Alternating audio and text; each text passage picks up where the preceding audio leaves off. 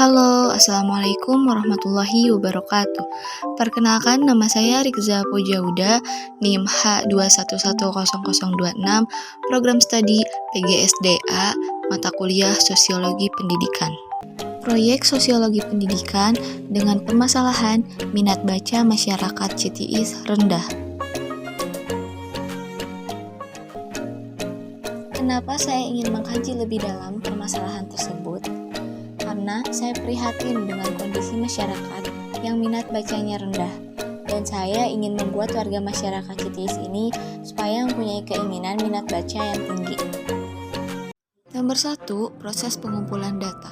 Ada apa aja sih dalam proses pengumpulan data? Yang pertama, tahap observasi.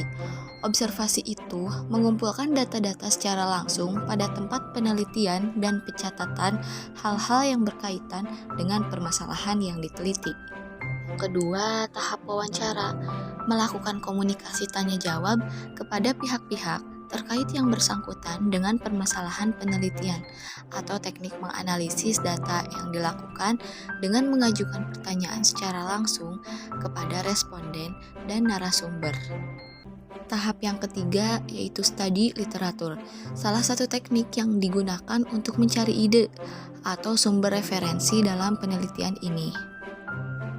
Nah, yang terakhir itu tahap kuesioner. Teknik ini akan efisien dilihat dari variabel yang akan diukur serta dapat melihat apa yang diharapkan dari responden, seperti bentuk pertanyaan. Yang kedua, hasil temuan di lapangan atau permasalahannya. Berdasarkan hasil observasi saat ini, minat baca masyarakat CTIS sangatlah rendah. Adapun faktor penyebab rendahnya minat baca, yang pertama, kurangnya akses untuk membaca seperti fasilitas perpustakaan, teknologi masih kurang, sehingga membaca lewat gadget itu susah.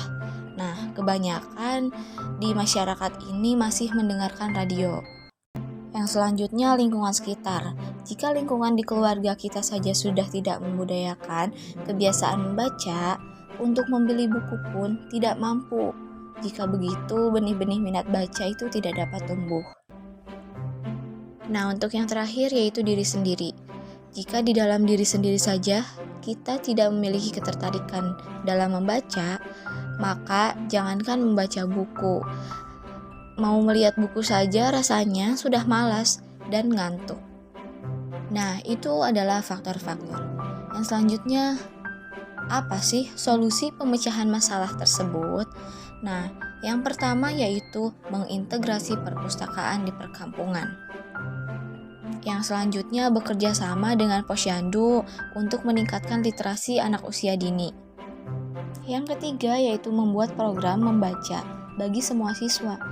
Nah, jadi ini tuh harus ada pelatihan khusus atau namanya pengabdian masyarakat khusus bagi siswa agar siswa itu bisa membaca dengan rajin agar tidak malas-malasan. Nah, dan yang terakhir itu memanfaatkan teknologi untuk mengakses bahan bacaan elektronik. Ini itu bagi yang sudah mempunyai gadget. Jadi, harus memanfaatkan sebaik mungkin gadget itu. Hasil data penelitian. Hasil penelitian di masyarakat CTIS, saya mengambil sampel 5 orang dengan 5 pertanyaan. Yang pertama, jumlah orang yang bisa membaca sekitar 2 dari 5 orang. Jumlah orang yang mempunyai buku sekitar 4 dari 5 orang. Jumlah orang yang mempunyai HP sekitar 3 dari 5 orang.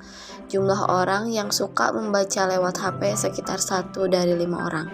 Itu hasil data penelitian laporan saya. Mungkin itu saja laporan hasil penelitian saya, Rikza Pujauda. Kurang lebihnya mohon maaf. Billahi fisabilil haq. Wassalamualaikum warahmatullahi wabarakatuh.